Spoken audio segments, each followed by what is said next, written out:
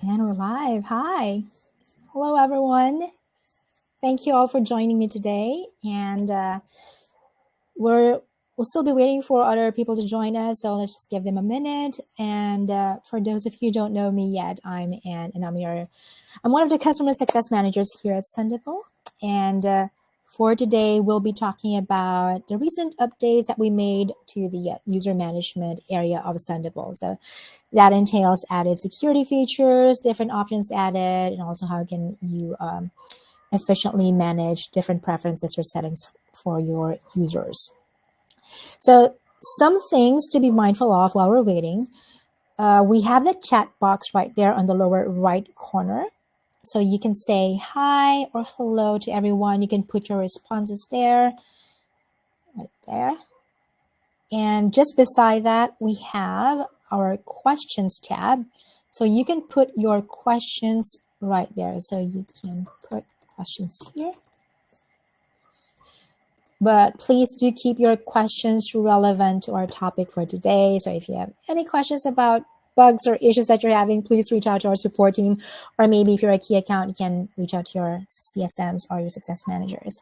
So hi, Miroslav. Hi, Kara. Hi, Miroslav is from Canada. Hello. Thank you for joining. All right.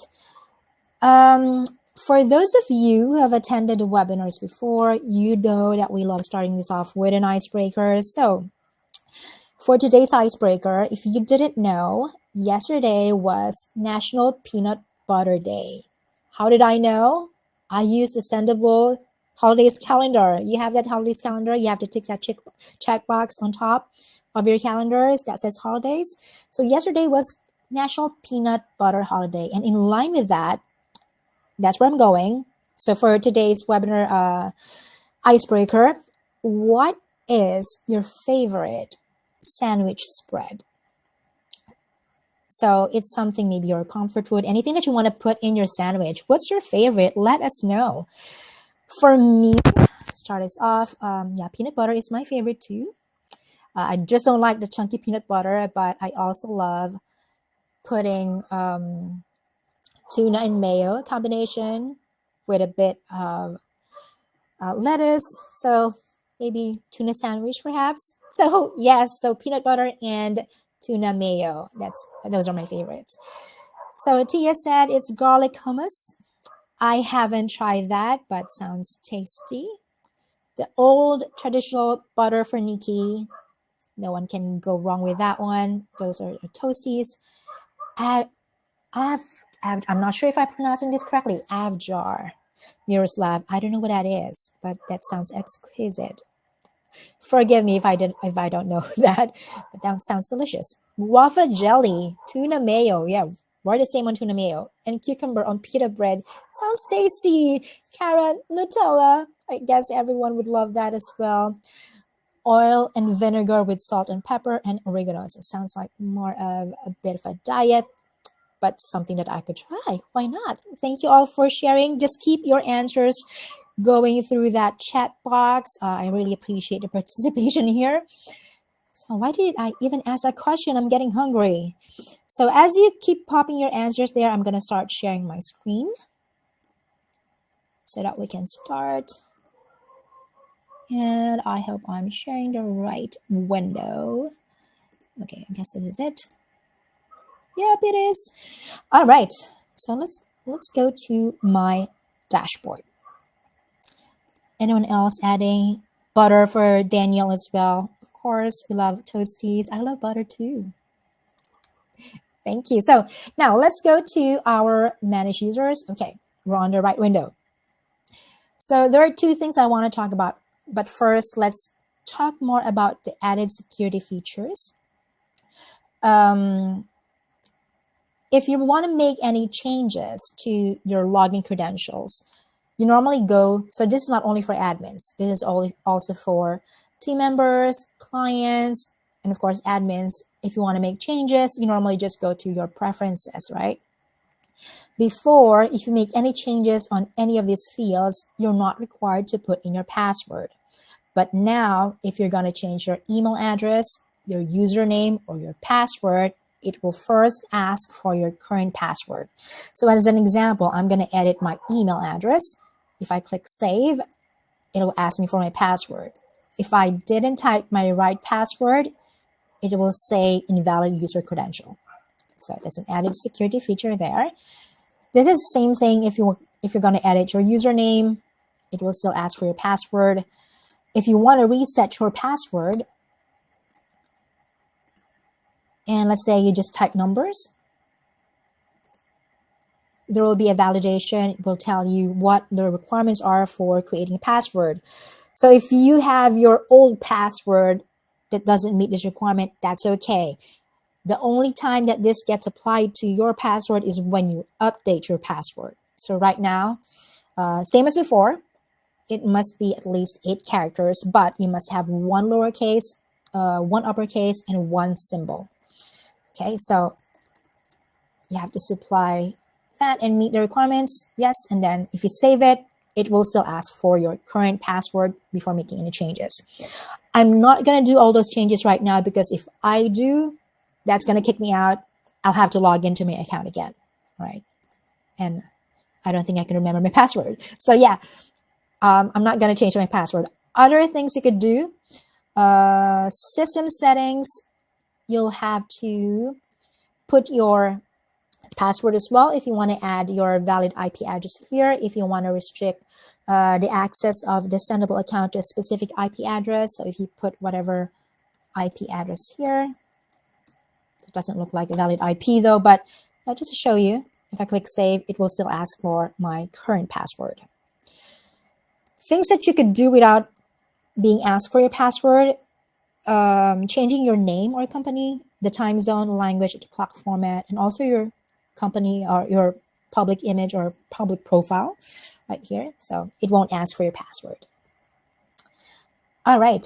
Now let's jump into user management area. So previously, if you want to make changes to your user or to your client or members, maybe publishing preferences, personal preferences, you normally have to go through switching to their dashboard. Like you have to go to, like, say, MyClaim, and then make the changes for MyClaim's publishing preferences, system settings, and personal settings. But now you don't have to do that because you can basically do that in just one window under the user management. So making it easier for admins to make changes to settings and preferences for different team members and even client members, okay? So there are 2 ways for you to go to manage users. The first way is by this button over here, manage users, or you can also go here and go to manage users. All right, so when you access the user management area, you can easily view the usage of profiles and also the custom reports across all users. So previously, the custom permissions were shown here, but we have chosen to display this information, these 2 additional information instead of the permissions group because not all plans have the custom permissions group. So it's not really available. It's not going to be that beneficial for all admins. That's why we decided to remove it.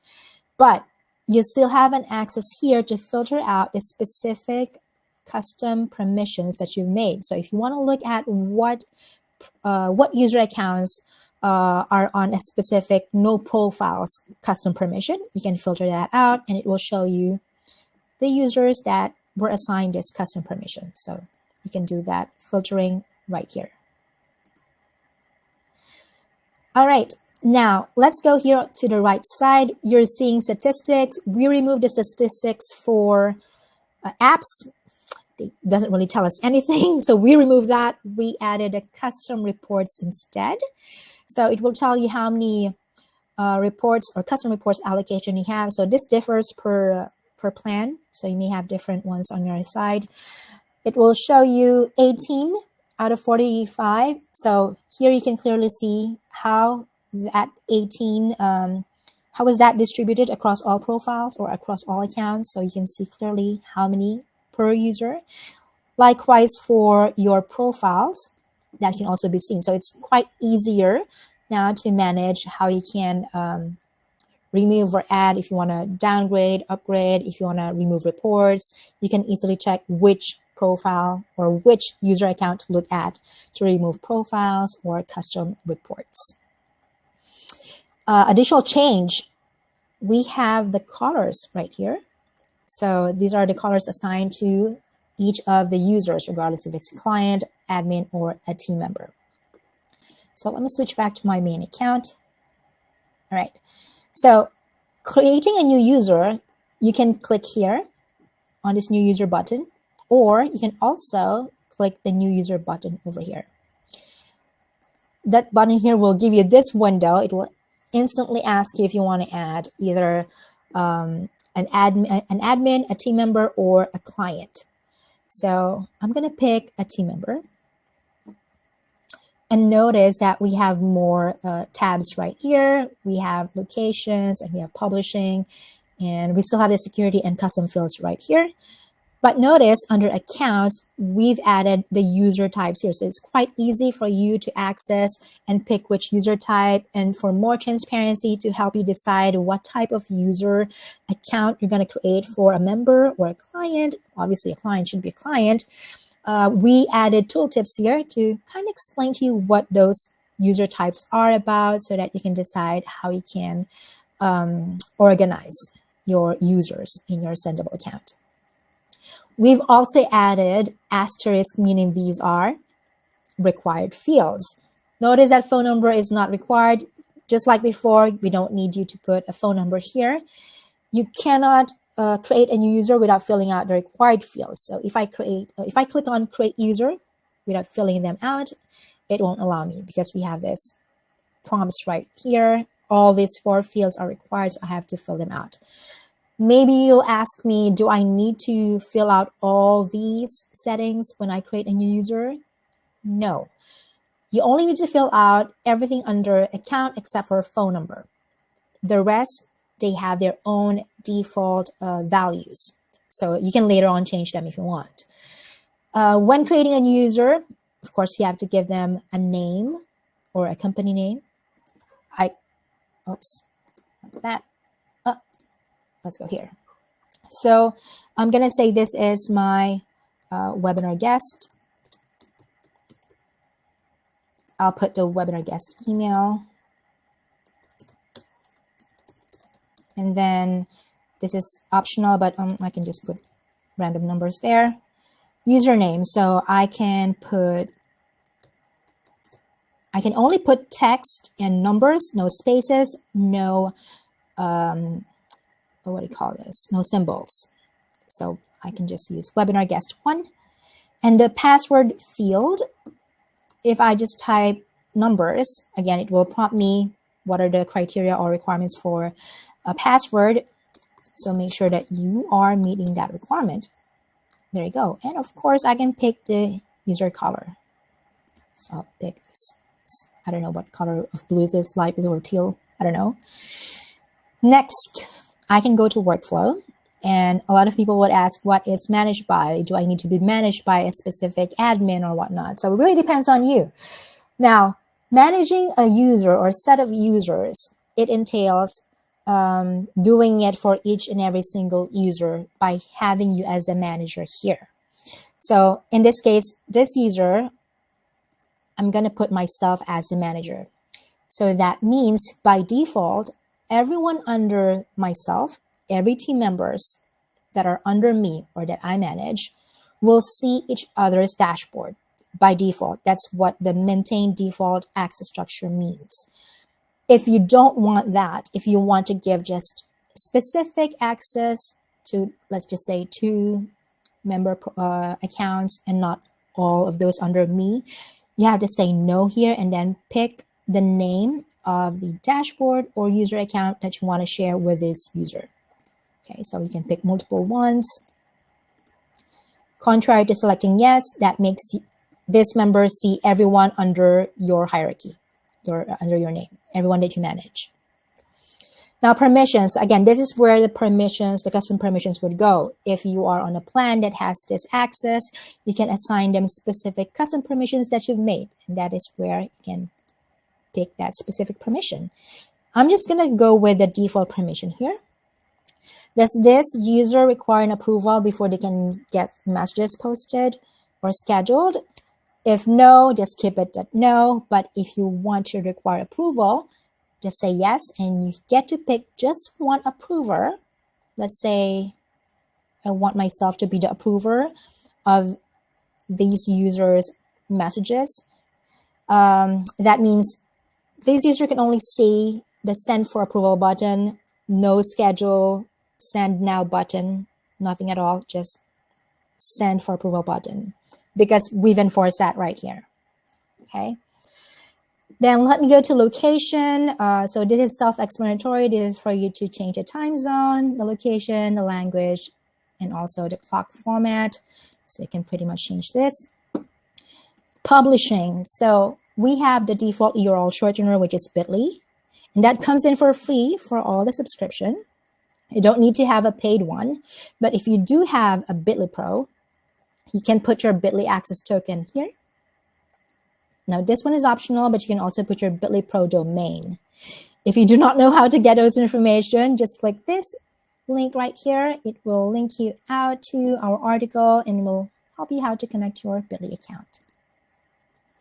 Rich text editor, I would recommend setting this to automatic. The rich text editor, though, if you set it to always on, it doesn't matter for social media accounts because they have their own fonts and format, like Facebook, Instagram, or LinkedIn. But it matters for WordPress. If we're going to post blogs from Sendible to a WordPress account, which is a feature on Sendible, then if you set this to automatic, the rich text editor will show up when you're trying to post to a WordPress account. You can also pause the scheduled messages on this user or any users. In case, for example, a client or a team member left and you don't want the remaining scheduled messages for the next 2 weeks to go out, you can easily pause all the messages. Then you can just probably delete or edit them. This is the fastest way of ensuring that none of the messages would go out. We're going to turn this off for now. And then the default filter, we have my users and all users. So where do we see this filter? So this filter shows up on your scheduled messages. So you'll notice we have scheduled messages right here. We have sent, undelivered. There's a filter wherein you can filter yourself or just specific team members. So what do you want to have there as a default one? You want it to be just yourself as a user, or you want it to default to all users and then work your way on filtering them on your own pace. And then security, if you want to ensure that this user only logs in on a specific IP address, then put the IP address here, restricting them to just use the Sendible app whenever they are connected to that IP address. Custom field. So this is more of an optional thing. Will this affect your posting? No, this is just an added reference for this user, such as maybe you want to say, I want to put their, I don't know, job role, or maybe personal email. So this is just an added reference to the account itself or to the user. So we can always just keep this as blank. And then when we're ready to create the user, just click create user. And the next window will prompt you if you want to share profiles to this webinar guest user. So you can just pick specific profiles that you want to share, or you can select all of them and then share it. Okay. I'm now sharing all of the profiles here. That means I'm giving webinar guest the access to post and view this profiles on his dashboard. So that's 21 profiles right there. Okay, I'm done creating the profile. All right. So that's pretty much it. It's quite a short webinar, of course. It's just more about the settings, more accessibility for, and it's easier for admins to work on through the user management layout that we have right now, and also added security, as I mentioned. So let's see what we have. Some questions. So, okay. Question from Nikki. What is the clock format? Okay.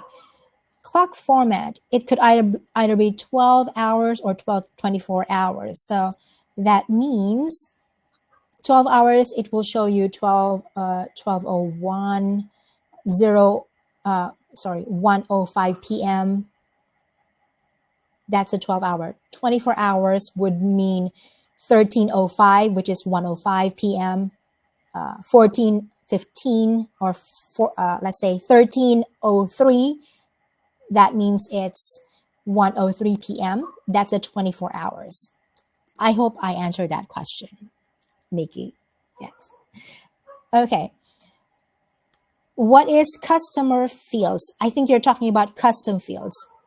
Okay, so custom fields, these are references for this user account, meaning you can add additional information. Maybe you want to put their personal email here. This doesn't affect your posting. This is just an added reference for this, like a job role, or maybe their office address, like a directory or something. This is just an additional field that you can reference for this user. So it doesn't really affect your posting. Thank you for that question, Miroslav. Can you do profile sharing again? Sure. You can always do the profile sharing. We have the profile sharing option here. All right. So right after you created a new user, this window will show up, and then you can share the profiles. I can share it to client 2. So this is my account, and I'm going to share the profiles to client 2 CRD team. I'm going to select all of them, then share it. If I want to unshare it, I can click specific profiles that I want to unshare and then switch it back to the left. Then these are the unshared profiles. These are the shared profiles with client 2. Now, it's not only available whenever you're creating a user. It's always available here under profile sharing. So this is what we call bulk sharing of profiles. It will always be here for the admins. Yeah, that's for you, Patricia. For Blessy, per user, can it be custom specific to their timelines? Let's say I have a user that is in Australia and one is in Eastern time zone. Okay, so yes, for example, let's go to location. Let's say Australia. So there are different time zones here in Australia, but you can only pick one time zone per user, okay?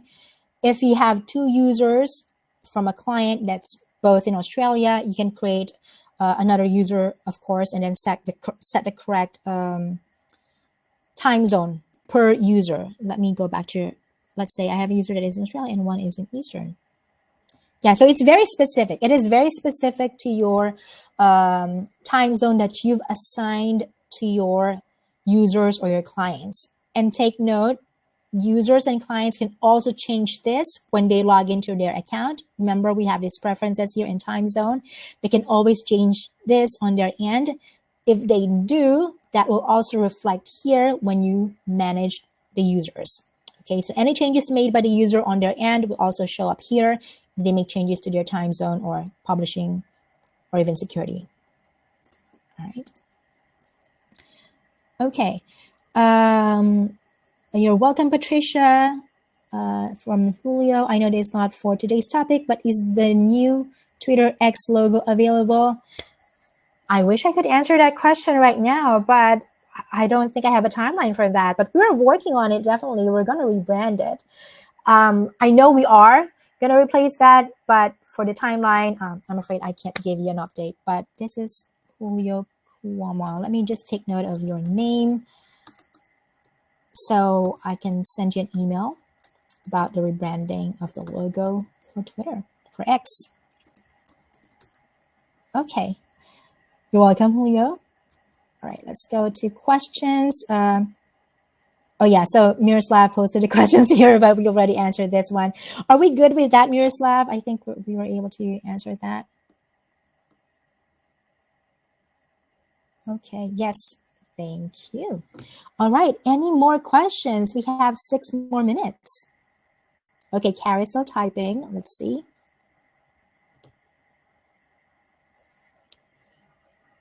I just want to, can you review the client area? What do you mean by that? Client setup?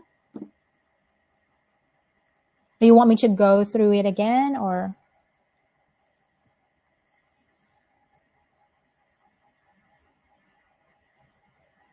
How you set permissions in a client setup, not a team member. Oh, okay. Wait, you want to set a permission as a client setup, not, I'm confused. How you set up permissions in as a client setup, not a team member. Oh, okay. So it's basically the same. So let's say this is a client. So I was working on a team member earlier, right? So I'm going to pick a client here. So I'm going to click client 3.